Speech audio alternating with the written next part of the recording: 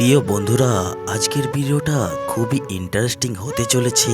আজকের ভিডিওতে বলবো, স্ত্রী যদি পরকীয়ায় জড়িয়ে পড়েন তাহলে এই যে 7টি লক্ষণের কথা বলবো, এই লক্ষণ যদি আপনি ঠিকভাবে ফলো করেন তাহলে বুঝতে পারবেন যে স্ত্রী পরকীয়া করছে কিনা। চলুন আর দেরি না করে ভিডিওটা শুরু করা যাক। বিয়ের মতো চিরবন্ধনের সম্পর্ক ইদানিং কেমন যেন ঠুনকো হয়ে গেছে।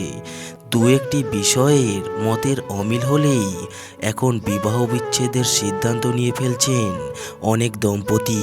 এখনকার অধিকাংশ দম্পতি নিজের অবস্থান থেকে এক চুলও সরতে চান না, তাই বিয়ের মতো একটি গুরুত্বপূর্ণ সম্পর্ককে নির্দ্বিধায় চোখের পলকে ভেঙে দিচ্ছে অনেকেই। আর যারা বিবাহ বিচ্ছেদে যেতে পারছেন না তারা কি করছেন জানেন? তারা পরকীয়ার মতো অবৈধ সম্পর্কে জড়িয়ে পড়ছেন। কিন্তু কিভাবে আপনি বুঝবেন স্ত্রী পরকীয়ার সম্পর্কে জড়িয়েছে কিনা? আপনার সঙ্গী ফোনের পিছনে কতটা সময় ব্যয় করছেন সেদিকে একটু নজর রাখুন। একসাথে বসে থেকে বা ঘুরতে গেলে যদি তিনি ফোন নিয়েই ব্যস্ত থাকেন বা মেসেজ বা ইন্টারনেটে ব্রাউজিং করেন তাহলে তা নিশ্চিতভাবে অন্য একটি সম্পর্কের ইঙ্গিত। এছাড়া দিনের বেশিরভাগ সময় যদি দেখেন ফোন আলাপে ব্যস্ত তাহলে বিষয়টি অবশ্যই লক্ষ্য করুন। অনেকে বলতে পারে কাজের প্রয়োজনে মানুষ ফোন নিয়ে বেশি ব্যবহার করতেই পারে, কিন্তু একটি বিষয় বন্ধু মনে রাখবেন, কাজের প্রয়োজনে ফোন আলাপ আর কারোর সাথে প্রেমময় ফোন আলাপের মধ্যে পার্থক্য রয়েছে। এই পার্থক্য বোঝার মতো ক্ষমতাও বিবাহিত প্রত্যেক মানুষেরই হওয়া উচিত, কারণ তাহলেই বুঝতে পারবেন আপনি কি চলছে আপনার সঙ্গীর মনে। শুধুমাত্র ফোন নয়, ফেসবুক কিংবা অন্যান্য যোগাযোগের মাধ্যমের প্রতি আসক্তির মাত্রার উপর আপনাকে নজর দিতে হবে। সঙ্গী যদি আপনাকে আগের চেয়ে কম সময় দেওয়া শুরু করেন তাহলে এটিও একটি লক্ষণ হিসাবে ধরতে পারেন। খুব ভালো করে আপনার সঙ্গীর প্রতিদিন কাজকর্ম লক্ষ্য করুন।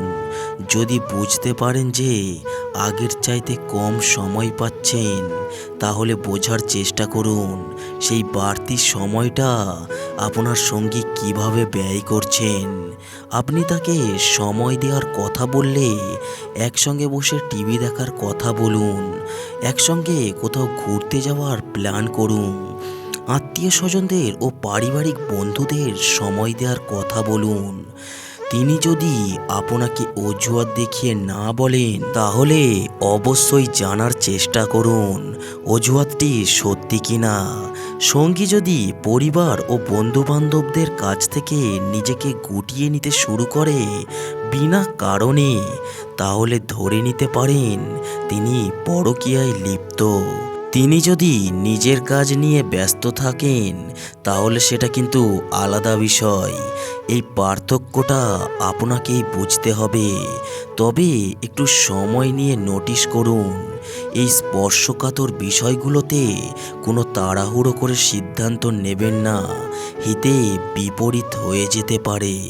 আপনার সঙ্গীটির মুখে যদি নতুন কোনো একটি নাম ঘন ঘন শুনতে পান তবে এটাও একটি পরকীয়ার ইঙ্গিত।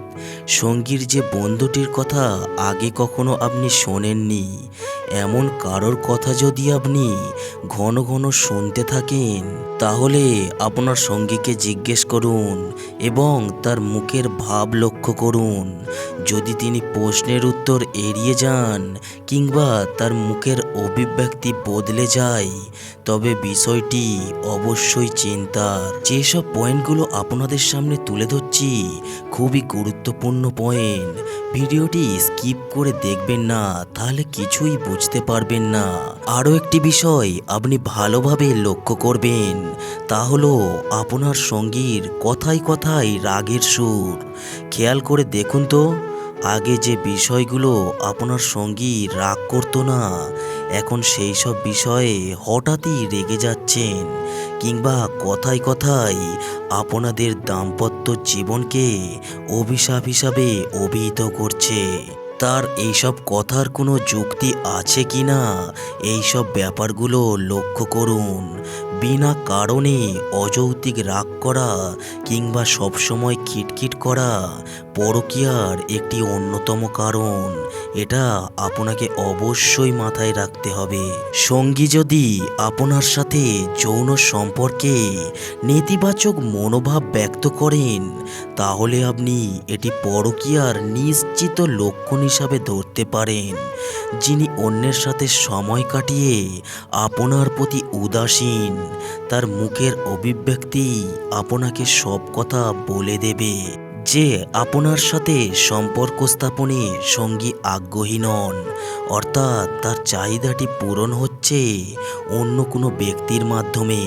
এছাড়াও অভ্যাসবশত যৌন সম্পর্ক করছে কিনা সে আপনাকে খুশি করতে, সেটিও আপনি লক্ষ্য করুন। রাতে একবার ভালো করে খেয়াল করে দেখুন তো, স্ত্রী আপনার প্রতিদিনকার রুটিন সম্পর্কে হঠাৎই অতিরিক্ত নজর দিচ্ছেন, কিংবা আপনি কটায় বাড়ি ফিরবেন বা কোন কোন জায়গায় কখন যাবেন এই ধরনের প্রশ্ন করছে কিনা, তাহলে নিশ্চিত হতে পারেন যে আপনার চোখ এড়িয়ে তিনি নিরাপদে সম্পর্ক চালিয়ে যেতেই তার এত জিজ্ঞাসা।